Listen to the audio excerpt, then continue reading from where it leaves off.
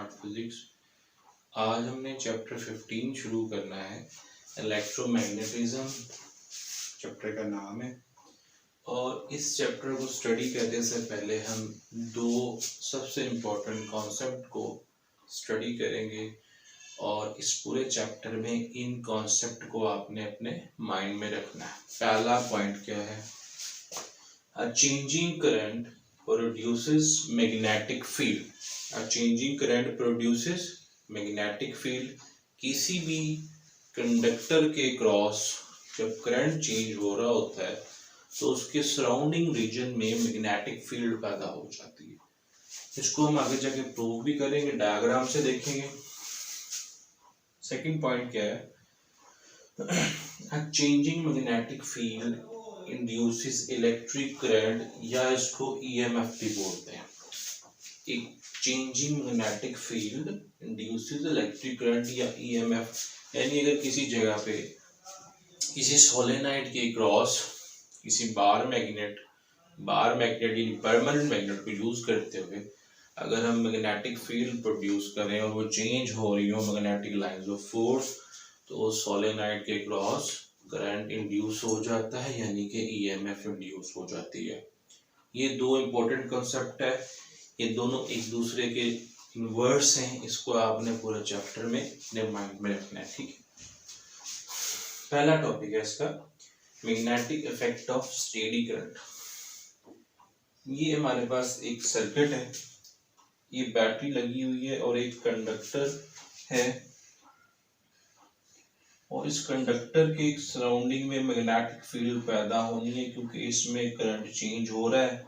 और इस magnetic field को स्टडी करने के लिए हमने क्या किया, एक कार्डबोर्ड के अंदर से इसको पास किया है हमने कंडक्टर को, ठीक है। अब होगा क्या, जब करंट फ्लो होना शुरू होगा इस कंडक्टर के अंदर से सराउंडिंग रीजन में मैग्नेटिक फील्ड पैदा हो जाएगी। उस फील्ड की डायरेक्शन को चेक करने के लिए हम क्या करेंगे, certain iron filings उसके ऊपर ड्रॉप करेंगे तो क्या कर लेंगी, अपने आप को अलाइंड कर लेंगी किस वे में, कंसेंट्रिक सर्कल्स की सूरत में। और ये दो तरह से इनकी डायरेक्शन हो सकती है, या क्लॉकवाइज या anti clockwise magnetic field around the conductor, या क्लॉकवाइज होगी या एंटी क्लॉकवाइज। इसको चेक करने के लिए एक रूल है जिसको कहते हैं राइट हैंड रूल। उसकी सबसे पहले स्टेटमेंट पढ़ते हैं, grasp a wire in your right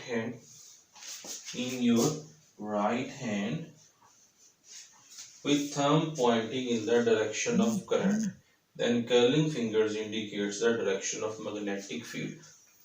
ये देखिए ये कंडक्टर है, इसको अगर मैं बोर्ड मार्कर के मुताबिक लूं, ऊपर से नीचे की तरफ करंट आ रहा है, यूं अगर मैं यूज टू ग्रास्प करूं राइट हैंड में, तो थंब को पॉइंट करूं करंट के डायरेक्शन में, तो ये कर्लिंग फिंगर्स जो हैं मैग्नेटिक फील्ड की डायरेक्शन को बताएंगे। अगर इस तरफ है तो ये क्लॉकवाइज डायरेक्शन में होगी, अगर करंट यूं फ्लो कर रहा है तो ये एंटी क्लॉकवाइज डायरेक्शन में होगी। तो राइट हैंड रूल क्या बताता है हमें, डायरेक्शन ऑफ मैग्नेटिक फील्ड के बारे में हमें ये बताता है, ठीक है। और ये है पहला टॉपिक। इसमें से ये चीज करनी है कि किस तरह से हम उसका इफेक्ट स्टडी कर सकते हैं। स्टेडी करंट वो होता है जो एक कंडक्टर में कंटिन्यूसली फ्लो करता है।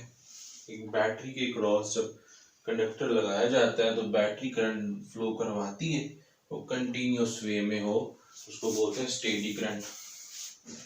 चैप्टर का जो नेम है वो दो वर्ड है, इलेक्ट्रोमैग्नेटिज्म।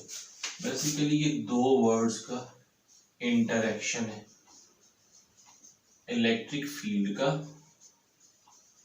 और दूसरा है मैग्नेटिक फील्ड का। ये दोनों वर्ड्स इंटरेक्ट करते हैं और ये हमारे हर तरह की जो अप्लायंसेस है, जो भी हम इन दोनों का रिलेशन है, दोनों आपस में कंबाइन होते हैं, ठीक है। अब देखिए जरा ये इलेक्ट्रोमैग्नेट, नेक्स्ट टॉपिक। ये क्या चीज होती है इलेक्ट्रोमैग्नेट? दो वर्ड्स हैं। ये कैसे क्रिएट होता है?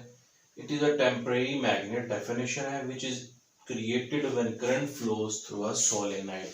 सोलेनाइड क्या है? सोलेनाइड की डेफिनेशन पढ़ लेते हैं। Coil consisting of many loops, एक कॉइल है जिसको मल्टीपल लूप्स कर दिया जाए, नंबर ऑफ टर्न्स बढ़ा दी जाए कॉइल की, एक लूप की फॉर्म में ले लिया जाए। एक डायग्राम आपके सामने है, ये है सोलेनाइड और एक बैटरी हमने लगा ली है। ये अब क्या है, इसको हम कह सकते हैं, अब ये सोलेनाइड क्या बन चुका है? इलेक्ट्रोमैग्नेट। ये तब तक इलेक्ट्रोमैग्नेट है जब तक इसके क्रॉस बैटरी लगी है और करंट चेंज हो रहा है।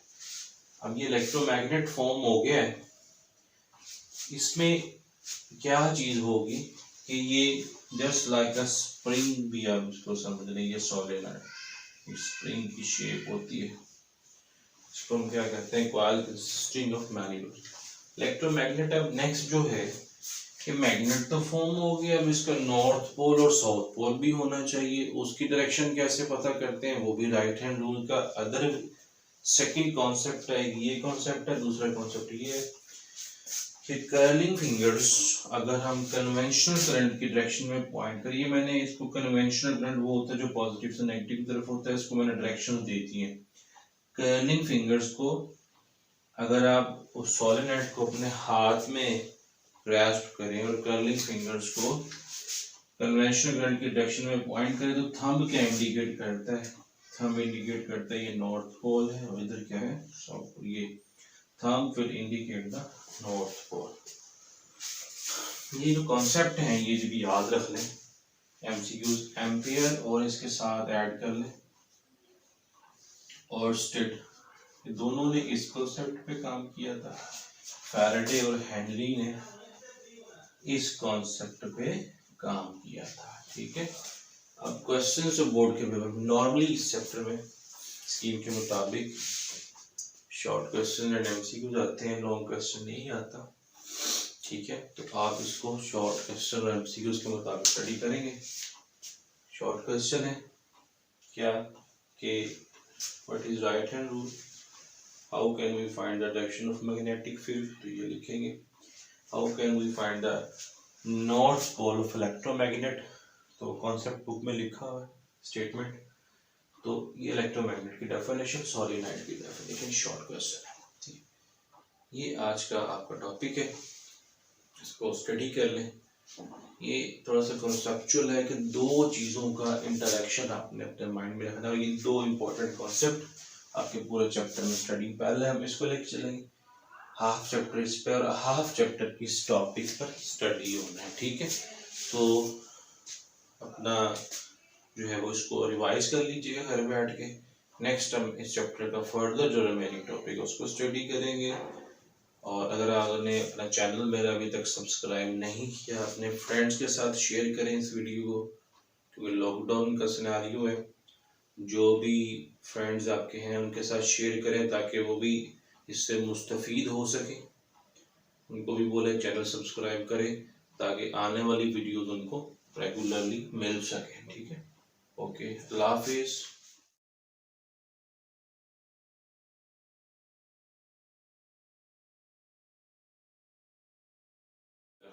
मैं हूं इंजीनियर मोहम्मद हसन और आप देख रहे हैं मेरा यूट्यूब चैनल स्मार्ट फिजिक्स। आज का टॉपिक जो हमने डिस्कस करना है वही चैप्टर 15 का इलेक्ट्रोमैग्नेटिक इंडक्शन को डिस्कस करेंगे। फिर हम डिस्कस करेंगे Faraday's law of electromagnetic induction और उसके बाद हम डिस्कस करेंगे फैक्टर्स अफेक्टिंग इंड्यूस्ड ईएमएफ और लास्ट पे डिस्कस करेंगे हम लेंज़ेस लॉ को, जो डायरेक्शन के लिए होता है इंड्यूस्ड ईएमएफ की डायरेक्शन फाइंड आउट करने के लिए। यहाँ पर देखें आप, डेफिनेशन है पहले इसकी, द प्रोसेस, हमने ये चैप्टर 13 में पढ़ी थी, पहले डेफिनेशन थी, सबसे पहला टॉपिक था electrostatic induction.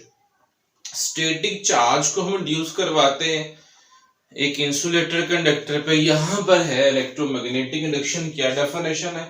The process of generating an induced current in a circuit by changing the number of magnetic lines of force passing through it.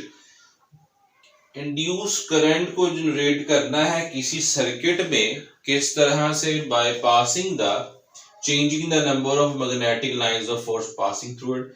ये डायग्राम देखिए, एक हमारे पास ये बार मैग्नेट है, परमानेंट मैग्नेट है, सामने ही एक सोलेनॉइड है, उसके साथ हमने गैल्वेनोमीटर अटैच किया हुआ है। गैल्वेनोमीटर क्या करता है, ये हमें डिटेक्शन करता है इंड्यूस करंट की, बताएगा।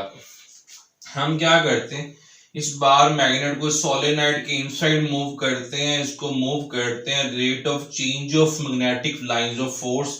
जब इसके अंदर से पास होंगी तो यहाँ पर क्या हो जाएगा, इस सोलेनॉइड के अंदर करंट इंड्यूस हो जाएगा, और यानी ये डिफ्लेक्शन शो करवाएगी इसकी नीडल यूं।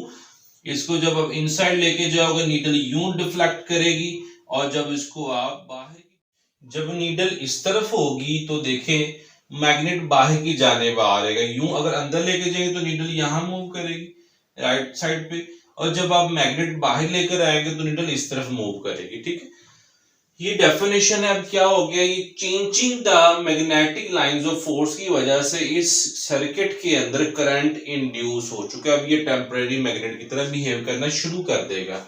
अब हम देखें कि फैराडे ने ये सारा कॉन्सेप्ट दिया था, उसका लॉ क्या है, the value of induced EMF in a circuit is directly proportional to the rate of change of magnetic lines of force passing through it।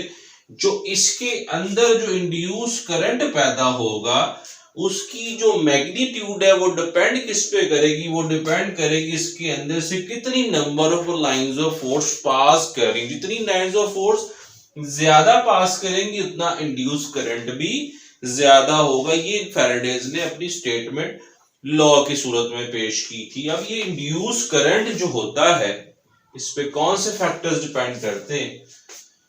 पहला फैक्टर है speed of relative motion of the coil and the magnet. आपकी relative motion, जो आप इसको हाथ की मदद से इसको मूव कर रहे हो, कॉइल और रिलेटिव मोशन उसकी मैग्नेट की, ये डिपेंड करेगी। जितनी ज्यादा स्पीड होगी, जितनी ज्यादा तेजी से number of lines of force change होगी, वो सॉलिनॉइड के अंदर से पास होगी, उतना ज्यादा करंट इंड्यूस होगा।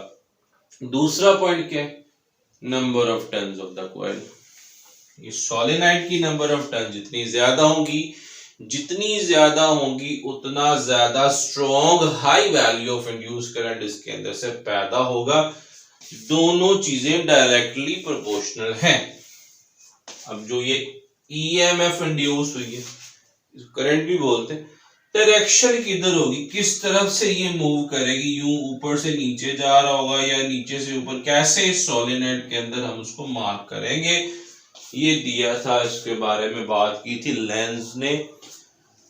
डेफिनेशन क्या है इसकी, the direction of induce current in a circuit is always such that it opposes the cause that produces it। आप देखें कि जब ये number of lines of force के अंदर से पास होगी और जब ये क्या बन जाएगा, इलेक्ट्रोमैग्नेट। और आपने पढ़ा है पीछे इलेक्ट्रोमैग्नेट का जो बनता है उसके नॉर्थ पोल होता है और एक साउथ पोल होता है।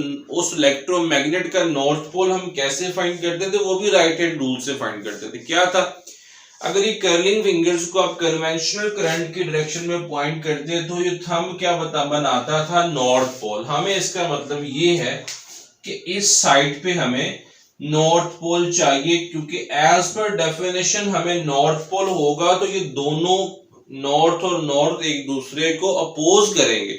डेफिनेशन क्या है, direction of induced current in a circuit is always such that it opposes the cause that produces it।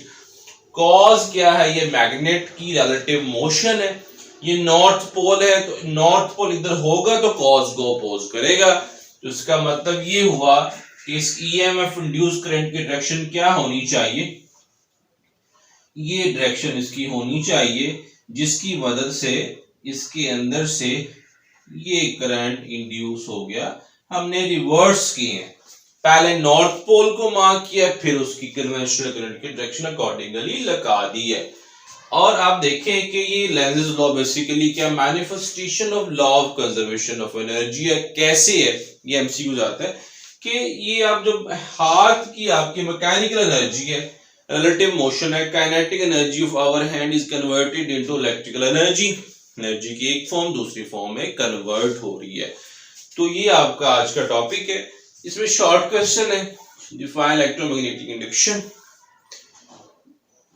State Faraday's law of electromagnetic induction. ये डेफिनेशन ये आपको एमसीक्यूज में पूछ सकता है, किसने दिया था? फैराडे ने दिया था। दो factors law, so short question, Lenz law very important statement, short question plus ये डायग्राम बना देंगे, बुक में बनी हुई है ये वाली बात कि law of conservation of energy को मैनिफेस्ट करता है ये लेंज़ लॉ। ठीक है, अब अगर आपने मेरा चैनल सब्सक्राइब नहीं किया, चैनल को सब्सक्राइब करें ताकि आप फ्यूचर लेक्चर्स की वीडियो भी मिलती रहे। बेल आइकन को भी प्रेस कर दीजिएगा, अपने फ्रेंड्स के साथ, अपने क्लास फेलोज के साथ शेयर करें, क्योंकि ताकि उनको भी फायदा हो सके और चैनल को भी सब्सक्राइब करें। ठीक है, अपना ख्याल रखें, अल्लाह हाफिज।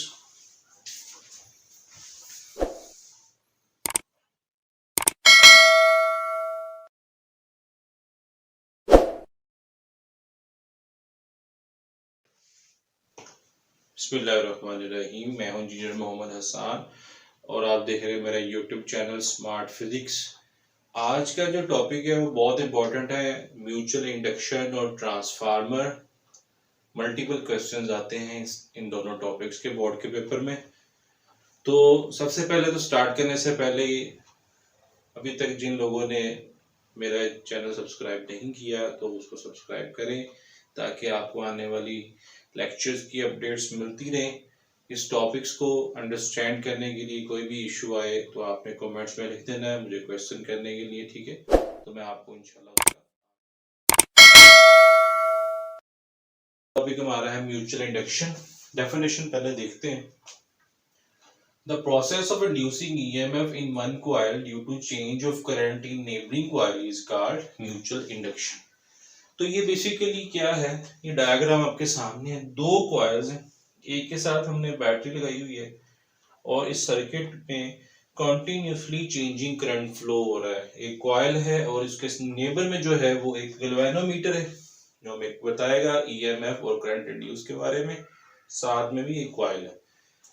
जब क्या होगा कि करंट फ्लो होता है यहाँ पर, तो इस कॉइल में क्या होगा, मैग्नेटिक फील्ड पैदा हो जाएगी due to change of current.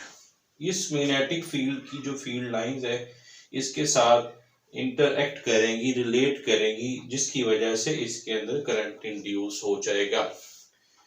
तब तक करंट इंड्यूस नहीं होगा जब तक आप दूर फील्ड लाइंस होंगी इसके कॉइल के पास। अगर करीब होगा तो हमारे पास मैक्सिमम जितनी फील्ड लाइन इसके अंदर से गुजरेगी उतना तेजी से करंट इंड्यूस होगा। तो कंपल्सरी क्या है, फील्ड लाइंस का इस कॉइल के साथ इंटरेक्ट करना, उसके अंदर से पास ऑन होना, जैसे हम पीछे पढ़ चुके हैं इलेक्ट्रोमैग्नेटिक इंडक्शन के टॉपिक में। ठीक है, अब ये प्रिंसिपल है, ये सबसे इंपॉर्टेंट प्रिंसिपल कहाँ यूज है, इसकी एप्लीकेशन कहाँ पे? ट्रांसफार्मर में इसकी एप्लीकेशन है। फौरन से हम शुरू करते हैं ट्रांसफार्मर को। ट्रांसफार्मर क्या है? ट्रांस का मतलब ट्रांसमिट करना, पावर ट्रांसमिट करता है ट्रांसफार्मर।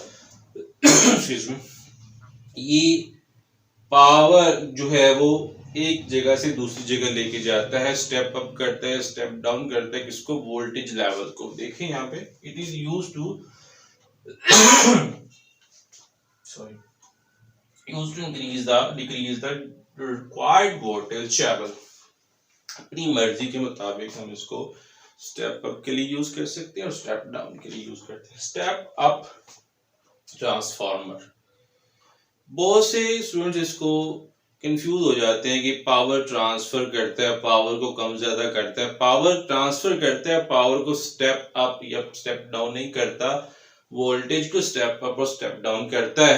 जनरेशन जहाँ पे होती है बिजली की, वहां पर इलेक्ट्रिसिटी जनरेट होती है तो वहां पर स्टेप अप ट्रांसफार्मर लगाते हैं। और डिस्ट्रीब्यूशन सब स्टेशन पे और कस्टमर एंड तक जितने भी प्रोसेसेस आते हैं सब पे स्टेप डाउन ट्रांसफार्मर लगा होता है ताकि हमें डिजायर्ड अपना कस्टमर एंड पे 220 वोल्ट वोल्टेज मिल सके। ठीक है, दो टाइप्स हैं, step up step up transformer that is used to increase the voltage level, step up down transformer that is used to decrease the voltage level।